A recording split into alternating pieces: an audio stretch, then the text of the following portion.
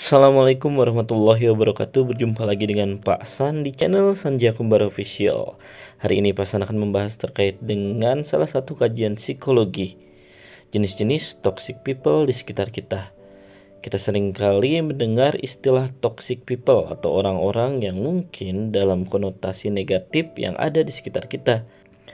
Mengenai toxic people juga kita dapat mengetahui karakteristik orang lain ataupun diri kita yang mungkin termasuk ke dalam kategori toksik atau racun. Toxic people sendiri dikategorikan sebagai komunikasi negatif atau interaksi negatif yang ditimbulkan oleh seseorang yang tidak dapat untuk memperlakukan orang lain secara nyaman. Dari itu, mari kita cari tahu bersama jenis-jenis toxic people di sekitar kita. Jenis pertama adalah the controller. The controller memiliki ciri yang pertama adalah selalu berusaha mengatur semua orang di sekitarnya. Tipe ini memiliki tipe kepemimpinan yang tinggi, tapi kadang mereka mengeksekusi keinginannya berlebihan dan membuat orang lain tidak nyaman. Lalu, ciri yang kedua adalah selalu minta dihargai pendapatnya tanpa mau mendengarkan masukan. Ini juga adalah ciri egoistis dari controller. The controller sendiri memang membuat orang-orang harus ikut atas apa yang mereka inginkan dan juga harus mengikuti bagaimana cara mereka berekspresi. Dari itu, the controller juga cenderung sangat egois dalam kehidupan sehari-hari. Ciri yang ketiga adalah menganggap orang lain tidak mampu berbuat sebaik dirinya bisa lakukan. Toxic people tipe ini cenderung merasa dirinya lebih baik dan juga sulit percaya terhadap hasil dari apa yang diusahakan oleh orang lain, dan cenderung mereka akan mengambil alih dan terus menekan orang lain agar dapat sesuai dengan konsep terbaik yang mereka pikirkan. Jenis toxic people yang kedua adalah the narcissist.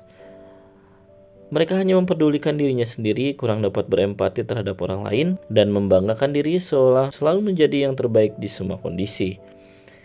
Tipe ini sangat menonjolkan diri, cenderung mereka sangat kagum dengan dirinya dan juga apa yang mereka lakukan adalah hal yang terbaik, dan cenderung mereka mendiskriminasi kepercayaan diri orang lain dan juga merasa orang lain lebih rendah daripada mereka. Tipe ini juga sangat menonjolkan dirinya. Mereka memperjuangkan banyak hal dan juga banyak cara walaupun itu negatif untuk menunjukkan bahwa dirinya lebih baik dan memiliki banyak kelebihan di antara yang lainnya. Tipe yang ketiga adalah the energy vampire. Ciri-cirinya sebagai berikut.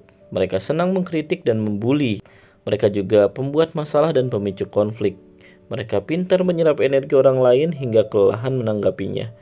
Kita akan dibuat lelah menanggapi manipulasi orang tipe ini karena mereka tidak akan suka jika hidup kita terlihat tenang dan nyaman-nyaman saja. Tipe yang ketiga ini cenderung tidak suka dengan kehidupan yang tenang-tenang saja. Mereka akan sangat analisis dan juga sangat mengkritisi terkait dengan hal-hal sekecil apapun, bahkan yang orang lain mungkin tidak anggap sebagai masalah, karena mereka suka sekali dengan konflik dan masalah. Tipe yang keempat adalah the drama magnet. Tipe ini suka membesar-besarkan setiap hal yang terjadi, suka bergunjing membicarakan kejelekan orang lain, senang mendramatisir keadaan. Drama-drama akan ditimbulkan oleh tipe ini. Cenderung mereka suka sekali terkait dengan hal-hal yang wah dalam konteks negatif.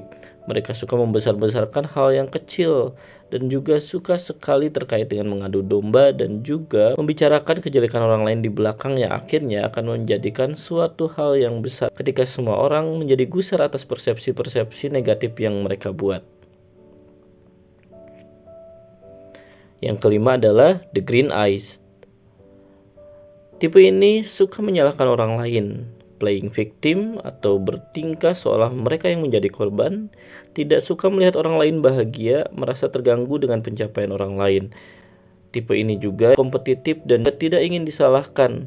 Mereka sering sekali menyalahkan orang lain untuk membuat dirinya dalam kondisi yang nyaman. Mereka lebih suka ketika orang lain tidak merasakan kebahagiaan dan cenderung terganggu dengan kebahagiaan-kebahagiaan yang dirasakan oleh orang lain. Mereka iri dan dengki terkait dengan pencapaian yang orang lain dapat raih dan mereka belum bisa raih. Dan tipe yang terakhir adalah the compulsive liar. Tipe ini cenderung dapat diartikan sebagai tipe pembohong. Mereka yang suka berbohong, memanipulasi kebaikan orang lain, senang membuat orang lain merasa bersalah.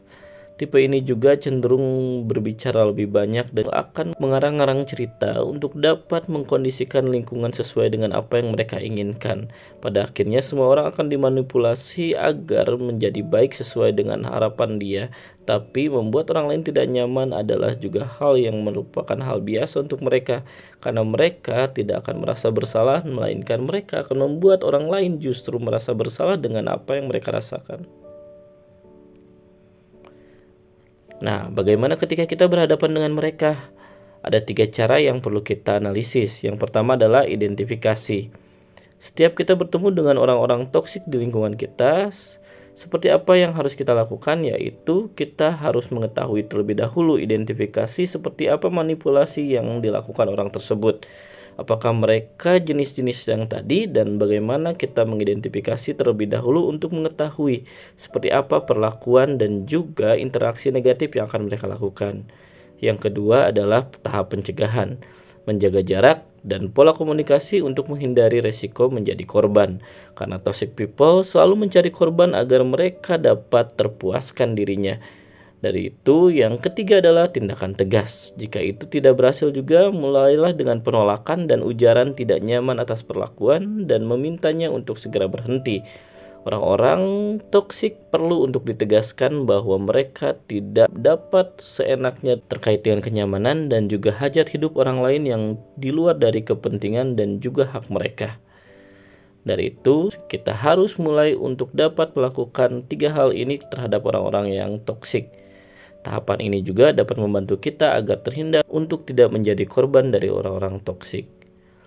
Nah, ciri-ciri orang yang tidak toksik kita juga harus mengetahui. Di sisi positif, orang yang tidak toksik dan dapat dijadikan teman yang baik dalam lingkungan sehari-hari adalah pintar menempatkan diri dan orang lain. Yang kedua adalah mampu menghargai kondisi dan keberadaan orang lain. Orang-orang yang tidak toksik cenderung dapat menghargai kondisi dan keberadaan orang lain walaupun menurut mereka itu tidak sempurna dan tidak sesuai dengan ekspektasi mereka. Yang ketiga adalah tidak memaksakan kehendak. Ketika orang yang tidak toksik, pasti mereka akan lebih tolerir terkait dengan apa yang mereka inginkan, namun belum terlaksana di lingkungan. Orang-orang yang tidak toksik dapat menghargai perbedaan dan juga bagaimana orang-orang berpersepsi berbeda dengan dirinya. Yang keempat adalah pintar menjaga kenyamanan dan perasaan orang lain.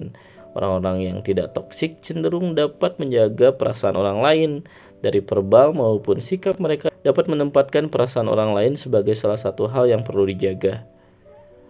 Yang kelima adalah hidup sebagai dirinya sendiri dan menjadikan orang lain nyaman menjadi diri sendiri ketika di dekatnya.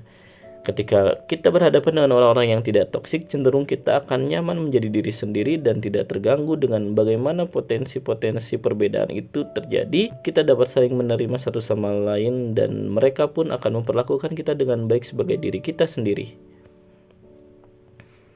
Jadi kesimpulannya, manusia tidak dapat hidup sendiri. Dari itu, kita berinteraksi dalam hidup dengan orang lain di sekitar kita. Pola hubungan itu menciptakan kerjasama, keselarasan, atau mungkin singgungan. Dari itu, setiap dari kita bertanggung jawab untuk menjaga kenyamanan bersama dalam berhubungan satu sama lain. Mari lebih pintar lagi dalam bersikap dan berinteraksi dengan orang lain. Pastikan kita terhindar dari sikap-sikap toksik yang akan membuat orang lain tidak nyaman, dan juga kita dapat menganalisis orang-orang di sekitar kita yang mungkin memiliki interaksi negatif yang kita sebut dengan toxic people. Sekian dari Pasan, semoga bermanfaat. Pasan masih tunggu request untuk tema-tema video selanjutnya dan diskusi kembali di kolom komentar. Wassalamualaikum warahmatullahi wabarakatuh.